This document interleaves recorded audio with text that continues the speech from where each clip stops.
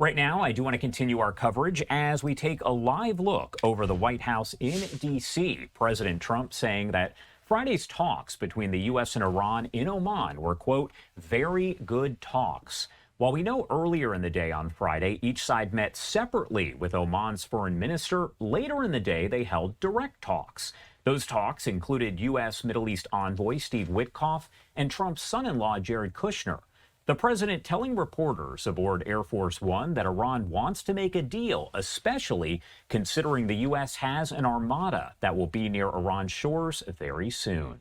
We also heard from the U.S. virtual embassy in Iran Friday about land crossings, telling Americans to, quote, leave Iran now with, quote, increased security measures, road closures, public transportation disruptions, and internet blockages. The alert advising Americans in Iran to leave by land to Armenia or Turkey. A lot to discuss here about the situation as those talks continue. Of course, President Trump saying that they were, quote unquote, very good talks. We do have Behnam Taleblu, Senior Director of the Iran Program at the Foundation for Defense of Democracies. Thank you so much for taking the time, as always, to join us here. Great to be with you, Josh. Good to see you. And first off, I wanted to start by talking about these talks, because yesterday, earlier in the day, it appeared that they were not going to be face-to-face. We saw one convoy arrive, meet with the Oman minister there, then leave, and then another convoy show up. But it does appear, according to President Trump, that we've actually seen them have direct talks as well. What do you make of all of that? You know, with diplomacy, style often has a substance of its own. The Iranians continue to say that they won't meet directly. But then they'll offer these, short, direct meetings between the senior negotiators on each negotiating team. Make no mistake, the Islamic Republic is in a weak spot, and it knows it's in a weak spot, and it's trying to play to President Trump's instincts as negotiator-in-chief rather than aggravate other instincts that he has, wherein he's commander-in-chief. The regime sees the military containment noose tightening around its neck. It has just shot its way through a crisis in terms of the biggest street protests against the state in the history of the Islamic Republic, which it violently repressed in an unprecedented manner, in a manner not seen in terms of state killings, 36 to 43,000 killed in just a matter of days under the cover of an internet blackout in that country. And what the Iranians are trying to do is to get President Trump to swerve, and they're trying to get him to swerve on his promise of standing with the Iranian people and telling them that help is on the way.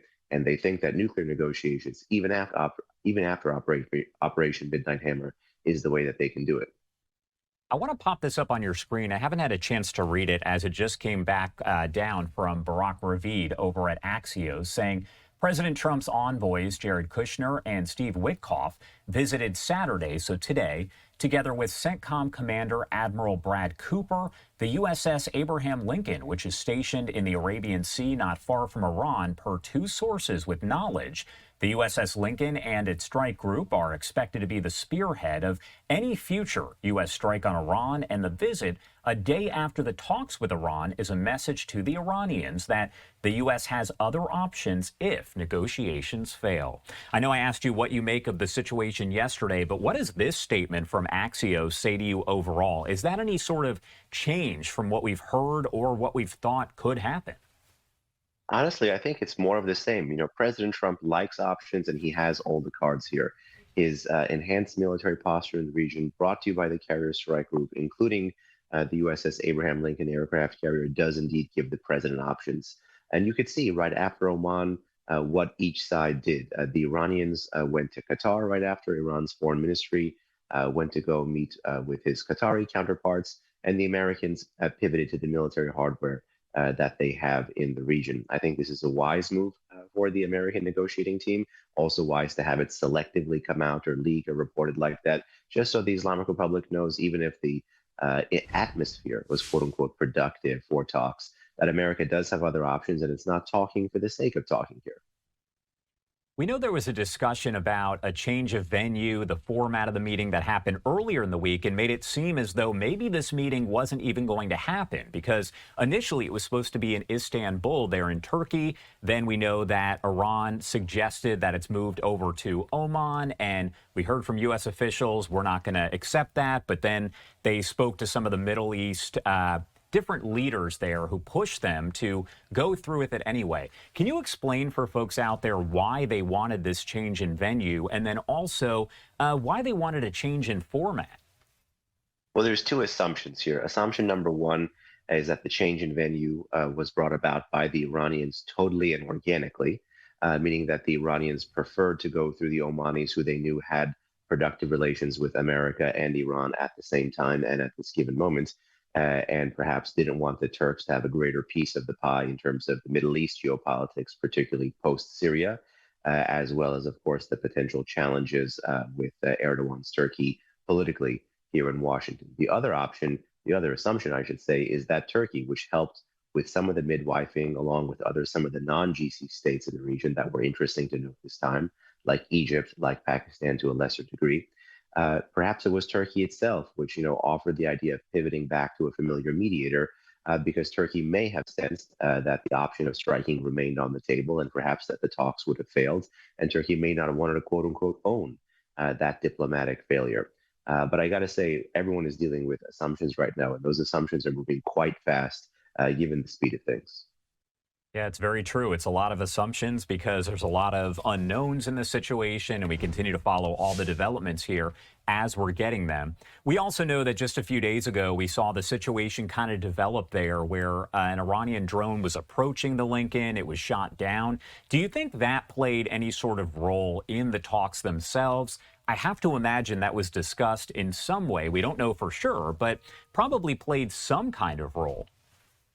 I mean, I think for the Iranians too, it's more of the same because the Iranians have been threatening for a while now, whether it's political officials, whether it's military officials, and then most recently, and actually most interestingly, the country's so-called supreme leader, Ayatollah Ali Khamenei, where he too said if there's a strike, doesn't matter if it's limited, doesn't matter if it's big, doesn't matter if it's American, doesn't matter if it's Israeli, that the Iranians would respond in a big way, and quote unquote, it would beget a regional war.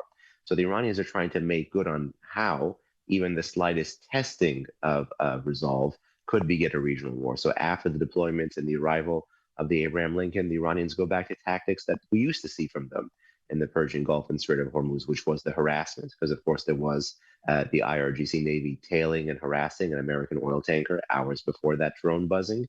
And then that drone itself, which you could say, if you're looking at it from a military perspective, was designed to actually keep America at reach, at bay, outside of a 2,000-kilometer range from Iranian territory. And then the other one was actually just more buzzing, more testing, and in which America actually met that test of the Iranians trying to measure their mettle by shooting the drone out of the sky and not even really talking about it. So actually, I think America's actions rather than words do speak loudly here. And this is actually what gives America more leverage at the negotiating table. I don't even think they need to discuss it. And my last question for you here, what do we need to be watching for in the coming hours and days? We get a lot of different updates like we saw from Axios there moments ago, a lot of updates that come in pretty much on an hourly basis. What do we need to be watching for specifically? Well, if you're interested in the status of the talks, what you're going to need to watch is when and where the next talks will be held. And if America and Iran remain interested or committed to continuing those conversations. But I got to say, you also need to keep your eyes on the street in Iran, because in Iran, almost all eyes are not on the state or not on the talks, they're on the skies. Iranians went onto the streets and died in the thousands, believing Uncle Sam had their back, because not once, not twice, but multiple times in January 2026, President Trump promised to hold those engaging in the crackdown against the Iranian people responsible. And I would say how this element of the Iranian street continues to factor into the options on the table for the president should be seen. So keep your eyes on the next round of locations, how the Iranian street responds, as well as, of course, how the positions between America and Iran actually, in terms of style, are mirroring each other. Because number one, both sides, despite the crisis, are continuing to at least signal or feign an interest in talks. Number two, both sides may be trying to get the other side to leave the table first. And number three, at least in terms of their posture and their politics, both sides are trying to signal to the other that they're not afraid if this thing collapses and goes military. All right. Ben Taleblu, thank you so much, as always, for being here with us. We covered a lot of ground, but anything we missed that you want to make sure to mention here before I let you go? No, I think that should be it. All right. Thank you so much for being here, as always. We Thank definitely you. appreciate it.